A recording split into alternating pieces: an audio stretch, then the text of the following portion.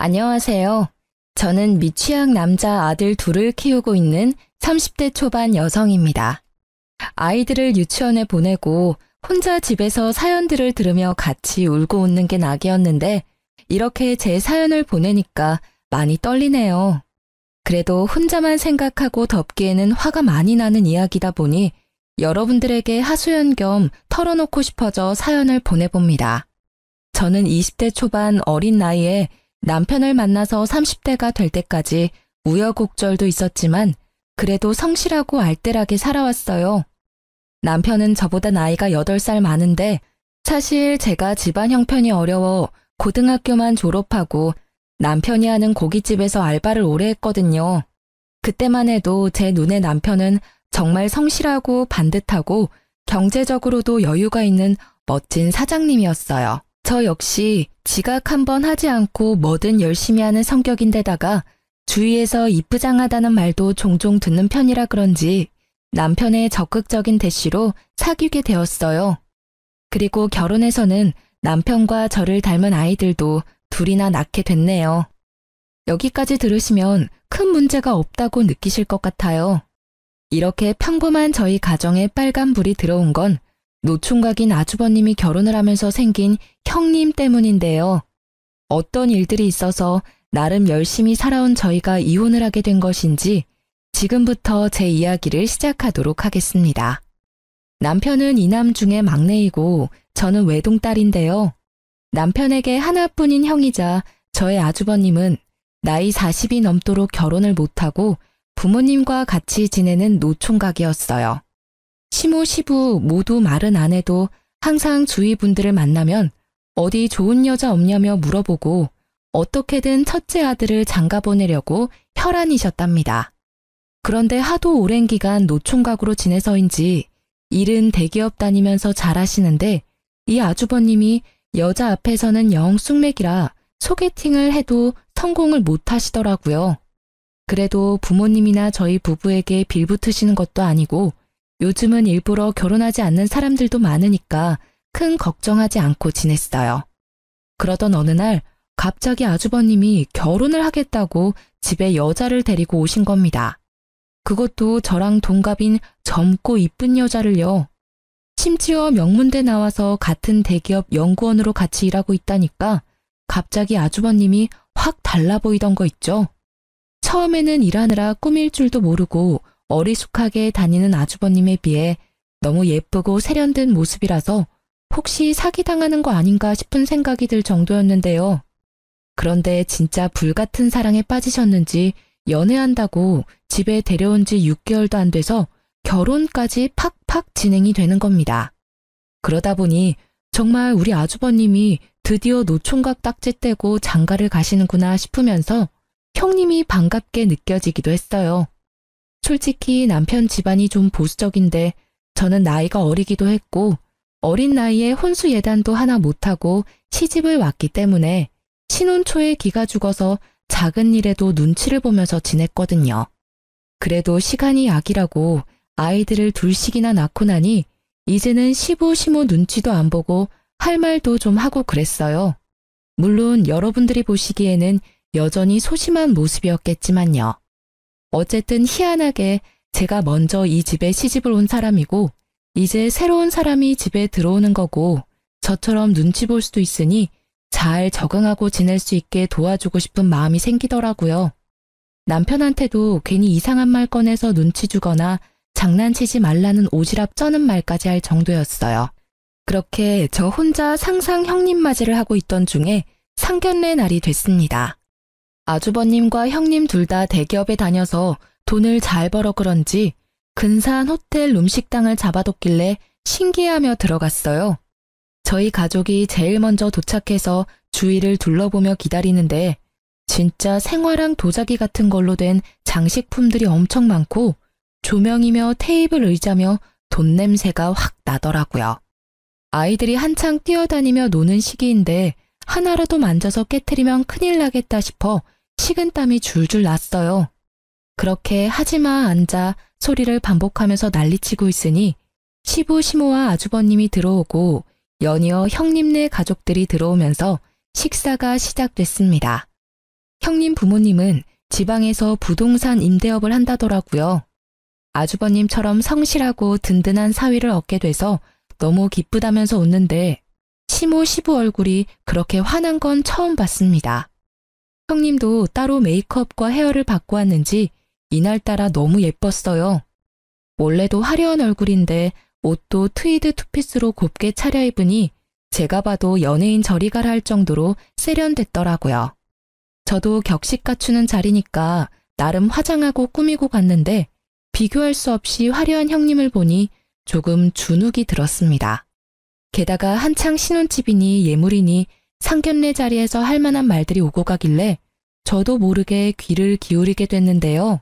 구두쇠 시모 시부가 귀한 딸 며느리로 보내주시고 형님에게도 우리 집에 시집와줘서 너무 고맙다며 예물은 자기들이 꼭 좋은 걸로 해주고 싶다고 하는 겁니다. 순간 듣는데 뭔가 가슴이 찌릿하더라고요. 그도 그럴 것이 저희 부부가 결혼할 때만 해도 제가 고졸에 친정도 못 산다는 이유로 무조건 간단하게 다 생략하고 넘어갔기 때문에 상견례도 동네 한식집에서 대충 하고 넘어갔거든요. 예물도 너희 알아서 하라고 해서 남편이랑 저랑 18K 결혼 반지 하나만 딱 맞춘 게 다였어요. 물론 다 부부 형편에 맞춰서 하는 거라지만 저랑 동갑인 형님이 이렇게 다르게 결혼을 시작하는 걸 보니 마음이 편하진 않더라고요. 이 와중에 에피타이저부터 시작해서 값비싼 어패류, 갑각류, 보양식까지 주르륵 코스로 들어오는데 밥 안 먹고 놀겠다고 자꾸 자리에서 일어나는 아이들을 붙잡고 있자니 음식이 코로 들어가는지 입으로 들어가는지 모를 것 같았습니다. 이 와중에 남편은 강 건너 불구경하면서 시모 시부랑 같이 하하호호 아주버님과 형님을 칭찬하면서 웃고 있는데 섬에 혼자 남겨진 것처럼 갑자기 마음이 너무 외롭더라고요. 그래도 이날은 아주버님과 형님이 주인공인 상견례 자리니 신경 쓰지 말고 밥이나 먹고 가자는 마음으로 웃으며 있었는데요. 이런 제 마음을 아는지 모르는지 이 형님이 자꾸 말을 거는 겁니다. 말씀 많이 들었어요. 재수 씨가 있는데 너무 착하고 아이들도 잘 키우고 잘 사신다고요. 저랑 나이가 같다고 들었는데 제가 뭐라 불러야 할지. 아이고, 나이가 무슨 상관이야. 네가 손윗 사람인데. 아가, 네가 동서라고 부르고 둘째 너는 형님이라고 부르면 된다. 알겠지? 친하게 지내는 것도 좋지만 동갑이라고 예의에 어긋나면 안 된다. 사부인, 제가 중간에서 교통정리를 잘할게요.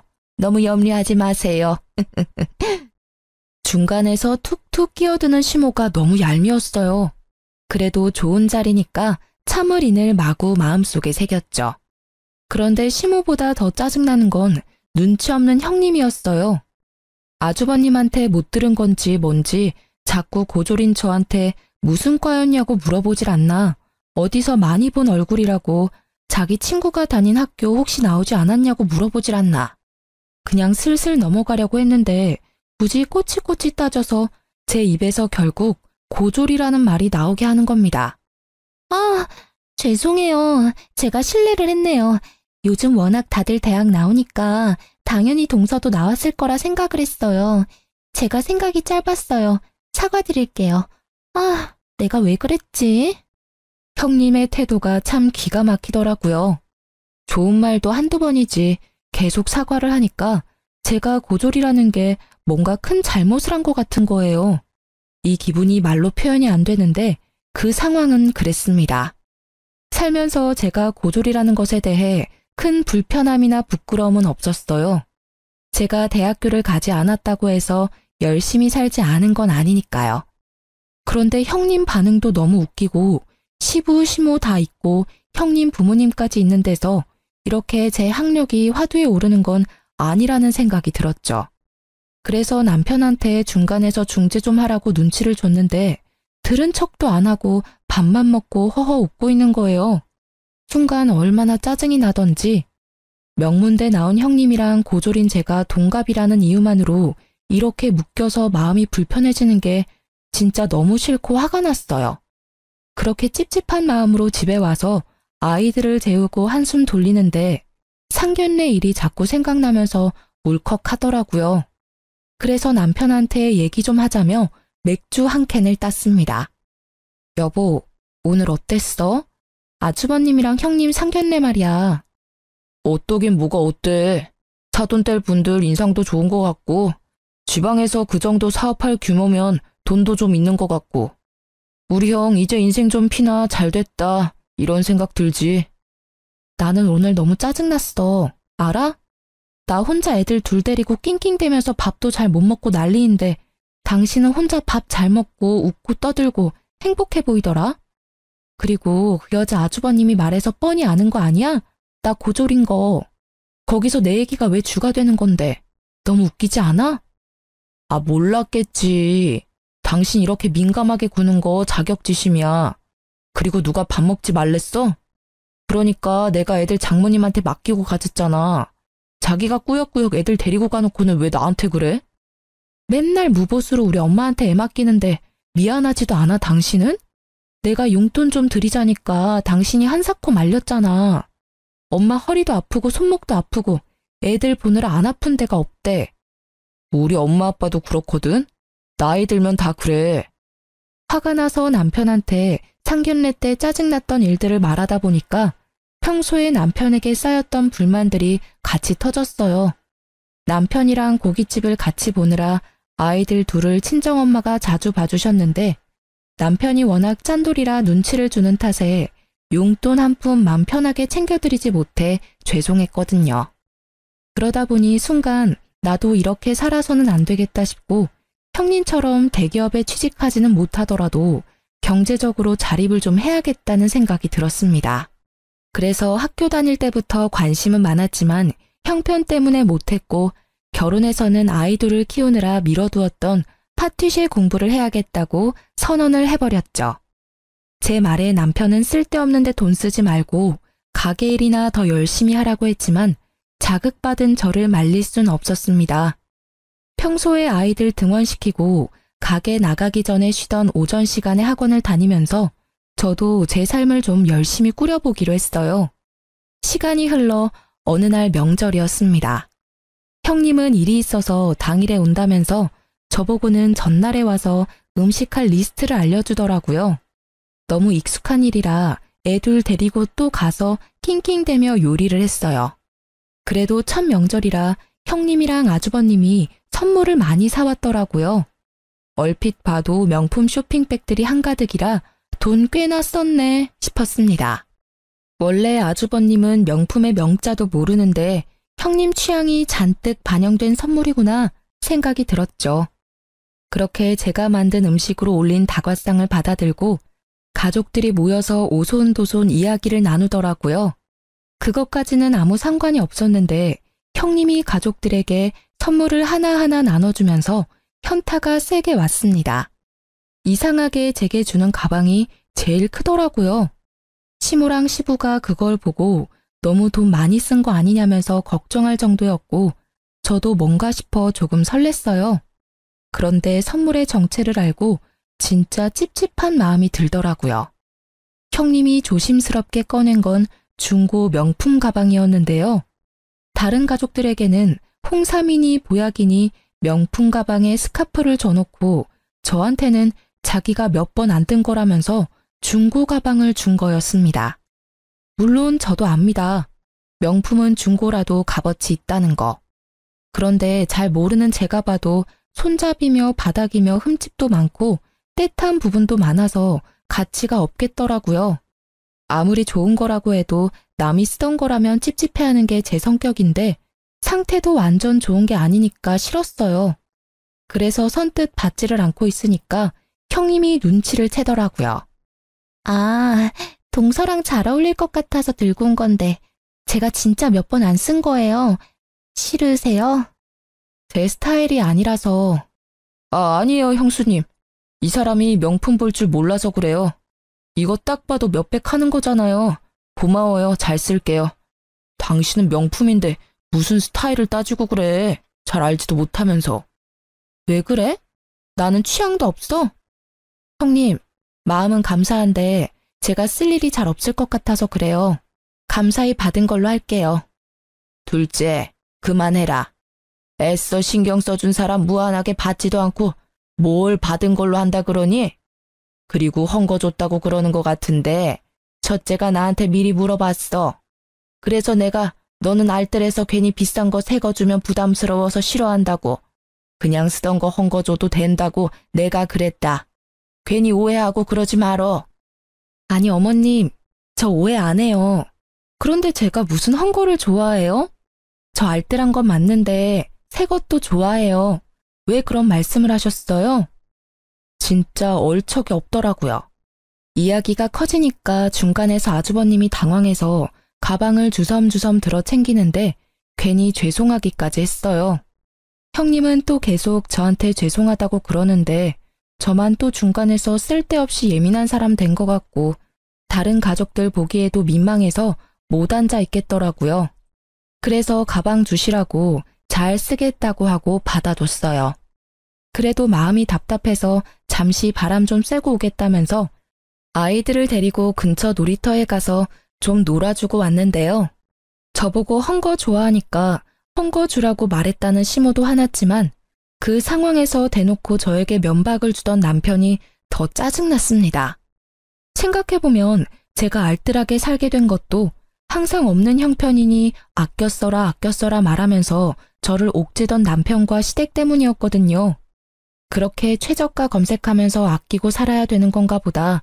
친정이 못 사는 건 안 아끼고 살아서 그런 건가 보다. 어느새 이런 생각을 하면서 제 스스로를 구두쇠로 만들고 있었던 거였죠. 그렇게 10년 가까이 살다 보니까 저는 새 거 말고 헝거 좋아하는 사람이 되어 있는 게 너무 어이없지 않나요? 그러면서 정작 자기들은 새 걸로 다 선물을 받고 이 집에서 저만 헝가방을 선물 받는다는 건데 아이러니 하더라고요. 그래도 어쩌겠나 내가 선택한 결혼인데 싶어 마음을 추스렸어요. 그런데 짜증나는 일은 여기서 끝이 아니더라고요. 한동안 아이들이랑 시간을 보내고 다시 시댁으로 들어갔더니 아주버님네가 일 때문에 먼저 간다며 현관을 나서고 있었어요. 형님은 저를 보고 거듭 미안하다며 인사를 하는데 오히려 분위기를 깬 것 같아 제가 미안했다고 인사치레를 했습니다. 그러다 우연히 손을 보는데 홍삼 세트가 들려있는 겁니다. 시모가 명절에 집으로 돌아갈 때마다 선물을 줬기 때문에 이번에는 홍삼 선물이구나. 우리도 저거 받겠네 생각했어요.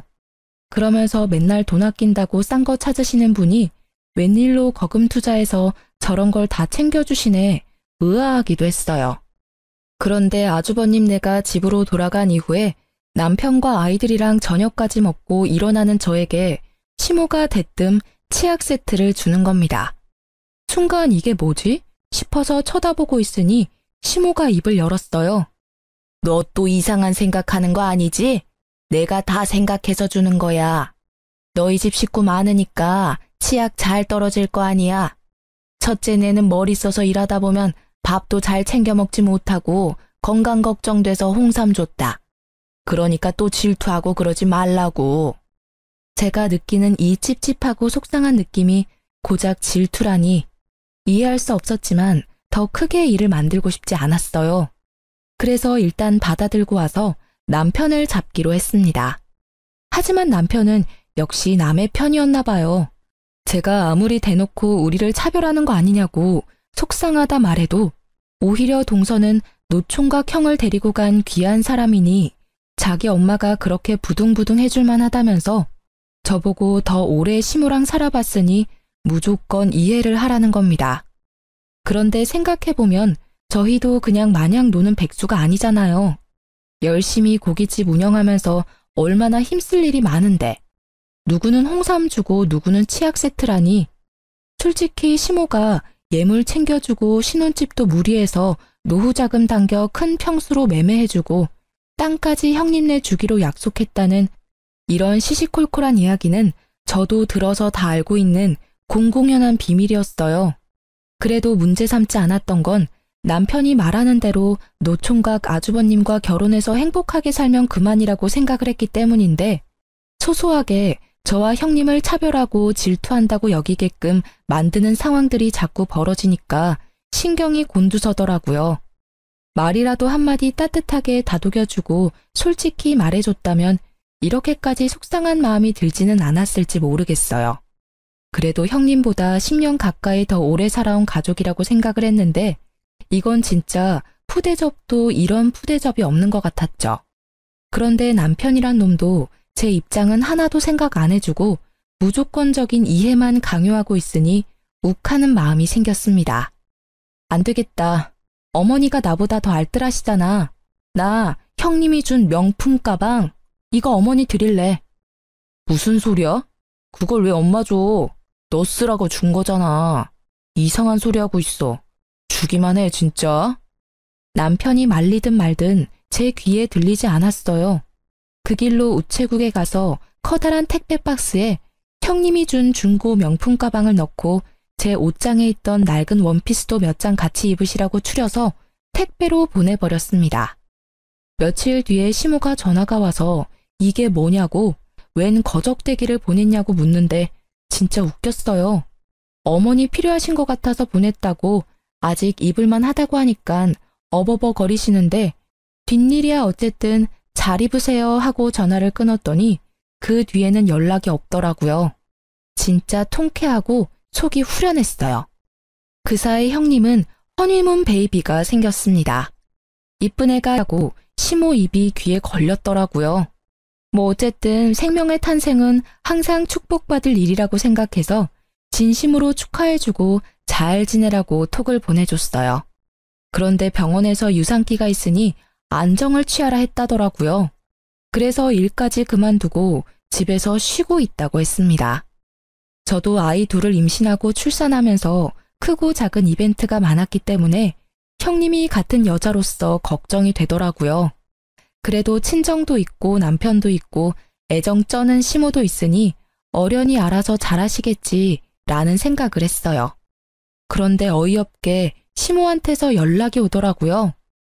네, 어머니, 무슨 일 있으세요? 둘째야, 첫째 얘기는 들었지? 애가 공부만 한다고 몸이 약한지 유산기 있다고 쉬라고 했다는데 내가 신경이 쓰여서 말이야. 너한테 부탁 좀 하려고 하는데 내가 돈 붙여줄 테니까 옆에 가서 수발 좀 들어주면 안 되겠니? 네? 수발이요? 저도 일하고 아이들 키우고 해야 하는데 어떻게 해요? 어머니가 가시는 게 맞지 않아요? 아니면 친정 어머니나. 친정이 멀어서 못 올라온대. 그리고 나는 너무 늙고 시어미가 가면 마음이 더 불편하지. 안 그래? 너도 알잖아. 애들은 이제 많이 커서 혼자 잘 있으니까 내가 데리고 있을게. 좀 가서 맛있는 것도 차려주고 집안일도 좀 도와주고 해주면 안 되겠니? 어머니, 저도 애들 가졌을 때 똑같이 힘들어서 피도 비치고 안 좋았어요. 그래도 어머니, 저 혼자 누웠다 일어났다 하면서 다 낳고 그랬어요. 어머니는 그때 저한테 이렇게 신경 써주셨어요? 저 이런 말 안 하려고 했는데 너무 섭섭해요.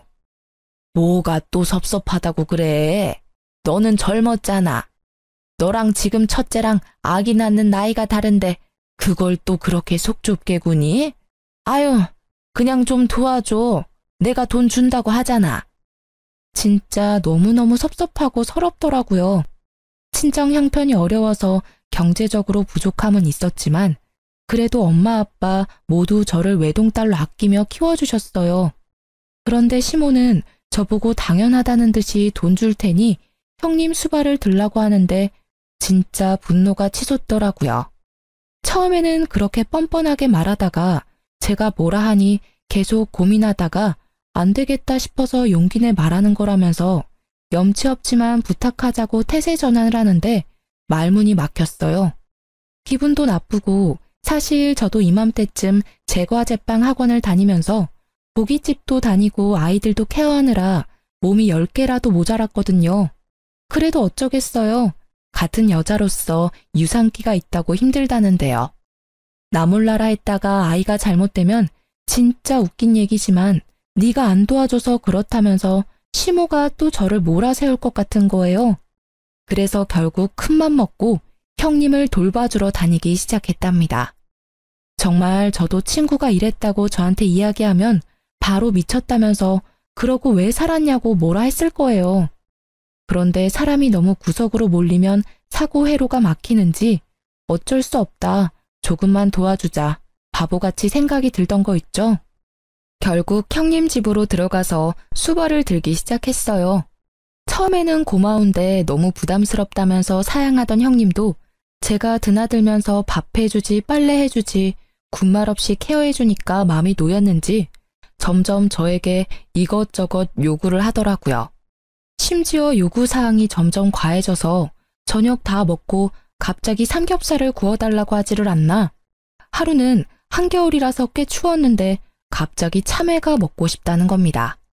동서, 나 진짜 미안한데 참외 좀 구해줄 수 있어요? 나 원래 참외 싫어하는데 이상해요. 봉봉이가 먹고 싶나 봐요. 참외요? 지금 백화점에도 참외 없을 텐데. 뭐 다른 건 안 돼요? 귤이나 딸기나 이런 거. 제철 과일 먹으면 더 좋다고 하더라고요. 지금 다른 거 말고 참외가 너무 먹고 싶어서. 어렵겠죠? 아, 왜 이러지? 갑자기 눈물이 나는데. 동서 때문이 아니고 그냥 이상하게 갑자기 너무 서럽고 서운하네요. 잠깐만요. 남편한테 전화해 볼게요. 여보, 참외가 너무 먹고 싶은데 동서가 구할 수가 없어서. 동서 잘못은 아닌데 자꾸 눈물이 나네? 아니, 제가 아무리 집에 가서 도와주겠다고 했다 한들 한겨울에 없는 참외를 어디서 구해서 갖다 바치나요? 아주버님은 바빠서 야근하는 날이 많지 혼자 집에서 하루 종일 누워있어야 하는 형님이 안쓰럽게 느껴지다가도 임신 호르몬 탓을 하면서 계속 저에게 어처구니 없는 것들을 시키는데 점점 지쳐가는 제 자신을 발견했습니다. 나중에는 말도 점점 짧게 하면서 이거 해줘라 저거 해줘라. 자기가 할 수 있는 물 한 잔 마시는 것도 저보고 다 해달라는데 진절머리가 나서 더는 같이 있어주기가 싫더라고요. 생각해보면 저는 진짜 첫째, 둘째 모두 임신기간 내내 입덧으로 고생하고 둘째 때는 임신성 당뇨까지 걸려서 먹고 싶은 것도 못 먹고 관리하느라 고생이었거든요. 그래도 누구 하나 의지하지 않고 제 힘으로 버텼어요. 물론 남편이나 시모가 경제적으로 도와준 건 있지만 형님처럼 이렇게 의존하지는 않았단 말이죠. 저랑 같은 나이에 이렇게 다른 결혼 생활을 하는 형님을 보니 애 낳고 나면 또 얼마나 유세를 떨까 싶기도 했어요. 그래서 이제는 더 못 도와주겠다고 말했는데 형님이 다행히 중후기에 접어들면서 안정감을 찾았는지 이제 안 와줘도 될 것 같다면서 남편이 연차를 못 내서 그러는데 마지막으로 산부인과에 한 번만 같이 가달라 하더라고요. 병원 한 번 같이 가주는 것쯤이야 식은 죽 먹기라 어려운 것도 없어서 바로 운전해서 같이 가줬습니다. 그런데 이곳에서 아주 이상한 여자를 만났어요. 어머, 언니 맞지? 이게 웬일이야? 여기서 언니를 다 만나네. 진짜 세상 좁다 좁아. 왜 연락을 끊고 지냈어? 나 모르겠어? 누구신지 처음 뵙는데요. 저 진료가 있어서 그럼. 형님을 보고 엄청 반갑게 인사를 하는 여자를 만났는데 얼굴을 보자마자 형님이 허옇게 질려서 자리를 피하는 겁니다. 진료실에 허겁지겁 들어가는 형님을 보면서 여자가 계속 이상하다 맞는데 하고 중얼거리더라고요. 느낌이 쎄해서 모르는 척 하려다가 여자에게 물어봤어요. 혹시 저희 형님을 아세요? 어떻게 아시는 거예요? 아, 예전에 제가 같이 일했던 언니랑 너무 닮아서요. 본인이 아니라니까 아닌 것 같기도 한데. 그런데 목소리까지 너무 닮았는데 신기하네요. 사람이 이렇게까지 똑같이 생길 수가 있나? 그래요? 혹시 명문대 나오셨어요? 아니면 땡땡전자 다니세요? 아니요. 아, 저분은 명문대 나와서 땡땡전자 다니시나 봐요. 에이, 그럼 제가 아는 사람은 절대 아니겠네요. 사람 잘못 봤나 봐요. 저 아는 사람은 그런데 다닐 위인이 아니거든요. 천천히 일해서 돈 버는 건 절대 못해요. 한 번에 확 당겨야지. 제가 초면에 별 얘기를 다 하네요. 그럼 안녕히 가세요. 1, 2분 정도의 짧은 대화였지만 제 뇌리에 그 여자가 확 박혔어요. 여자의 감이라는 거 다들 공감하시죠?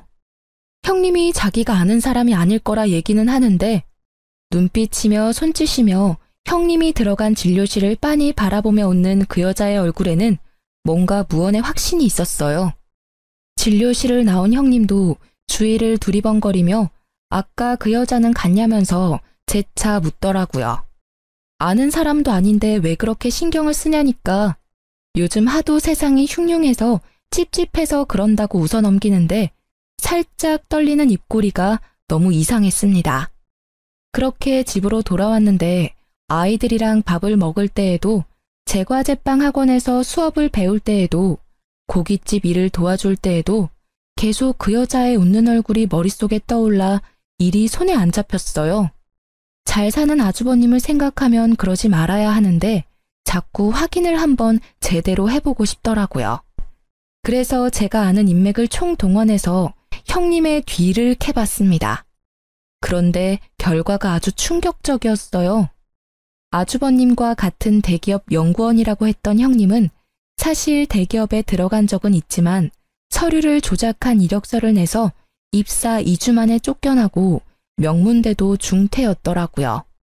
심지어 과거 SNS 기록을 뒤지니 대학교 다닐 때 스폰을 받은 이력도 있는 꽃뱀이나 다를 바 없었습니다.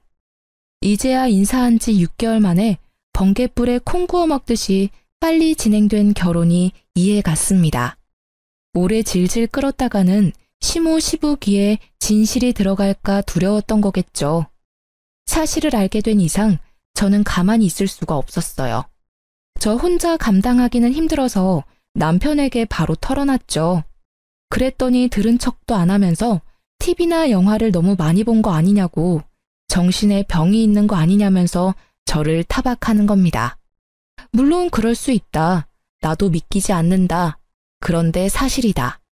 이거 우리만 알고 덮으면 시모시부 농락하는 것밖에 안 된다고 말씀드려야 한다고 해도 자기 형수 모함하지 말라고 화를 벌컥 내더라고요. 그래서 바로 시모에게 전화해서 사실을 알렸습니다. 나서지 말까 싶기도 했지만 정황상 아주버님은 사실을 모르고 결혼하셨으니까 가족이라면 모른 척해서는 안 되고 그럴 수도 없었어요. 그런데 시모는 제 이야기를 듣더니 남편과 똑같이 제가 질투에 눈이 멀어 제정신이 아니라면서 결정적 증거를 들고 오라고 고래고래 소리를 지르는 겁니다. 제가 100번 양보해서 형님을 질투하고 미워했다면 그렇게 임신해서 힘들어하는 형님에게 가서 수발을 들었을까요? 일부러라도 그런 말이 듣기 싫어서 짜증나고 화가 나도 꾹 참고 형님 앞에서는 티내지 않고 잘 지내려고 했습니다. 그런데 저만 갈수록 이상한 사람이 되니까 너무 답답했어요. 그래도 다들 이렇게까지 진실이 아니라고 하니 그래, 나도 모르겠다. 눈 감아버리자 하는 마음도 들더라고요. 내가 진짜 아주버님 친동생도 아니고 꽃뱀한테 털리면 자기들만 손해지 내가 손해인가? 내 아이들한테 피해만 없으면 돼 마음을 꾹 참아보기로 한 거죠. 10달 채워 아기를 낳았습니다. 저는 그동안 얼굴을 보면 못 참을 것 같아서 일부러 시댁이랑 왕래하지 않고 지냈는데요. 남편이랑도 대면대면해져서 아이들이 없으면 말 한마디 하지 않고 지나가는 날이 많았어요. 정말 제가 뭘 잘못한 것도 아닌데 별나고 이상한 사람 취급을 하니까 저도 마음이 많이 상해서 아이들만 보고 지냈던 것 같아요. 그래도 아이를 낳았다니까 가만히 있기는 어렵더라고요. 이혼한 사이도 아닌데 가족이 출산을 했으니 축하한다고 이야기는 해주고 선물이라도 해줘야 하는 거잖아요. 저는 바보같이 이때만 해도 그런 게 예의라 생각했습니다. 바보처럼 착한 아주버님을 생각해서요. 그래서 100일 잔치를 한다기에 예쁜 옷도 사서 포장하고 빠듯한 형편이지만 돈까지 뽑아서 봉투에 넣어뒀어요. 당연히 가족들을 모아서 하는 100일 잔치인데 남편이랑 아이들도 가길래 저는 당연히 간다고 생각했어요. 그런데 제가 준비를 마치고 아이들과 남편 차에 타려는데 남편이 정색하면서 같이 가려고? 떨떠름하게 묻는 겁니다. 무슨 소리야? 나도 가야지. 난 가족 아니야? 아니, 그게 아니라 솔직히 당신 형수님 별로 안 좋아하잖아. 그런데 괜히 좋은 날 가서 깽판이라도 치면 나도 더는 당신 실드 쳐주기 힘들어. 그냥 집에 있어. 당신 무슨 소리야. 내가 무슨 깽판을 친다고 그래. 나 아무 말도 하지 말래서 몇 달 동안 가만히 있었잖아. 그런데 내가 무슨 시한폭탄도 아니고 왜 나를 못 잡아먹어서 그래? 그렇게 무서우면 무서울 일 하지 말고 살았어야지. 지금 나를 이렇게 몰아세우는 게 맞는 거야? 아, 당신 요즘 너무 이상해졌어. 제정신 아닌 것 같다고. 솔직히 애들 당신이랑 같이 생활하는 것도 안 좋은 영향 줄까봐 너무너무 걱정될 정도야. 알아? 그냥 오지 말고 집에서 잠이나 자. 정말 제 말은 하나도 듣지 않고 믿지 않는 남편에게 실망했습니다. 그러면서 저를 무슨 정신병자 취급을 하는데 내가 왜 이렇게 살아야 하나 화가 치솟더라고요. 그래서 진짜 미친년이 뭔지 보여주기로 했습니다. 당신들이 그렇게 원하는 결정적 증거 내가 꼭 찾아줄게. 기다려. 뭔 소리야 또. 아무튼 집에 있어라. 우린 간다. 가자 얘들아. 엄마가 머리가 많이 아프대. 병원 가야 돼 병원. 남편이랑 아이들을 형님네 아기 100일 잔치에 보내고 바로 집에 돌아와 예전에 받았던 형님 관련 자료를 뒤졌어요. SNS를 타고 들어가서 형님의 옛날 친구를 찾았습니다. 딱 봐도 하류계 쪽에서 일하는 것 같았는데 몇 달 전에도 연락할까 말까 하다가 아주버님 생각해서 참았거든요. 그런데 나만 병자로 몰아가는 남편과 시모를 보니 너무 빡쳐서 더는 참을 수가 없겠더라고요. SNS 메시지를 남기니 생각보다 빨리 답이 왔어요. 알고 보니 형님은 과거의 친구나 지인 남편, 지인 남친들을 꼬셔서 사기치고 돈까지 뜯은 후에 잠수 타는 게 특기였더라고요. 자기도 당했다면서 그때 파혼하고 남자 기피증이 생겨서 아직 이렇게 사는데 그녀는 결혼해서 애까지 낳았냐는 겁니다. 그날 밤 집으로 돌아온 남편에게 이게 결정적 증거 아니냐면서 메신저를 하나씩 보여줬는데 반응은 여전히 차가웠어요. 이런 게 다 사기야 사기. 왜 모르는 사람 말을 더 신뢰해? 형수님 우리 이제 가족이잖아. 언제까지 이렇게 질투할 거야? 나 질투 아니야. 너무 억울해. 여기 봐. 형님 얼굴 사진이잖아. 형님 이야기 맞는데 왜 나보고만 아니라고 해? 난 안 믿어. 못 믿어. 제발 그만 좀 해. 진짜 확 정신병원 보내버리기 전에. 뭐라고? 형수님은 자기가 임신했을 때 도와주러 와서 옷도 많이 두고 갔다면서 하나도 안 버리고 모아뒀다고 오히려 세탁 못해서 미안하다더라. 자기가 그때 와서 많이 도와줬다고 평생 못 잊을 거래. 어떻게 이런 사람을 그렇게 모함하고 헐뜯어? 남편의 뒷말은 하나도 들리지 않고 정신병원 보내버린다는 말이 가슴에 비수가 돼서 꽂혔어요. 어떻게 자기 아내 말은 하나도 믿어주지 않고 듣기 싫고 일 만들기 싫다는 이유로 병원에 보내버린다고 큰 소리를 칠 수 있는지 남편에게 온갖 정이 떨어지더라고요. 더는 같이 살기가 싫었고 이렇게 제가 애먼 사람 헐뜯고 모함하는 사람으로 아이들 기억에 남기 싫었습니다. 그래서 내가 잘못했다면서 반성하겠다고 거짓으로 말하고 기다렸다가 시댁의 아주버님과 형님 그리고 저희 식구가 다 모여 밥 먹는 날에 맞춰 SNS 속 형님 친구에게 주소를 알려줬어요. 언제든 복수해주겠다면서 자기한테 소재지만 좀 말해달라고. 깜빵 가도 되니까 그년 가만 안 두겠다고 벼르던 여자였어요. 화기애애한 분위기에서 밥을 먹고 있는데 시간 맞춰 여자가 왔습니다. 누구세요? 야 이년아, 여기 숨어 있었어? 내 인생 나락 보내버리고 너 혼자 이렇게 평생 잘 살 수 있을 거라 생각했니? 내 남편이랑 천년만년 살 줄 알았더니 이렇게 또 호구 한 명 잡았어? 내 돈 내놔, 내 돈! 그러자 여자가 엄청난 힘으로 문을 열고 형님의 머리채를 잡아 끌었습니다. 벙찐 아주버님을 뒤로 하고 시모가 형님을 보호했어요. 그러자 그 여자가 시모 머리채까지 끌어서 내던지고 형님 뺨을 세차게 연거푹 때리더라고요. 남편이랑 시부가 놀라서 여자들을 뜯어 말리는데 도저히 힘에 부치자 저보고 멍청하게 가만히 서 있지 말고 112에 신고하라면서 저러다 형님 죽겠다면서 뭐라 하는 거예요. 그 소리를 듣는데 아휴, 진짜 피가 거꾸로 솟는 기분이었습니다. 그래서 바로 가방 속에서 유전자 검사지를 꺼내서 던졌어요. 진짜 멍청한 건 니들이야. 꽃뱀한테 속아서 허우적거리는 거 내가 가족이라고 그래도 알아야 한다고 그러니까 뭐? 사람 정신병자 취급해놓고 결정적 증거를 가져와. 그래서 가져왔어, 결정적 증거. 어디 한번 천천히들 살펴보시던가요. 뭐라는 거야 지금. 당신 진짜 미쳤구나. 이 여자가 그러더라고. 형님한테 쌓인 게 너무너무 많대. 자기가 깜빵 간다고 유전자 검사까지 다 도와줬어. 가족보다 낫지 않니? 내가 질투를 한다고? 내가 모함을 한다고? 나는 호구 잡힌 가족에서 빠질게. 이혼해. 너무 화가 나서 사실 형님 아기 봐줄 때 몰래 친자 검사를 의뢰했는데 어이없게 아주버님과 아기가 친자가 아니더라고요. 이런 상황에서 끝까지 내 말을 믿기는커녕 듣지도 않고 형님만을 위하며 감싸고돈 남편과 시댁에 이혼을 통보했어요. 남편은 끝까지 미쳤다면서 정신병자라고 하고 아주버님은 검사지 읽으면서 오열하고 시모는 충격에 뒷목을 잡고 쓰러지는 걸 보고 집을 나왔습니다. 그렇게 저는 우여곡절 끝에 이혼을 하게 됐습니다. 아이들이 이 모든 상황을 지켜본 건 정말 마음 아팠어요. 하지만 하나뿐인 아빠가 엄마에게 정신병원에 보내겠다면서 으름장 놓는 가정에서 지내는 것보다는 낫다고 생각합니다. 이혼하고 이 모든 일에 책임을 물어 남편은 집을 주고 양육비를 저와 아이들에게 보내주고 있어요.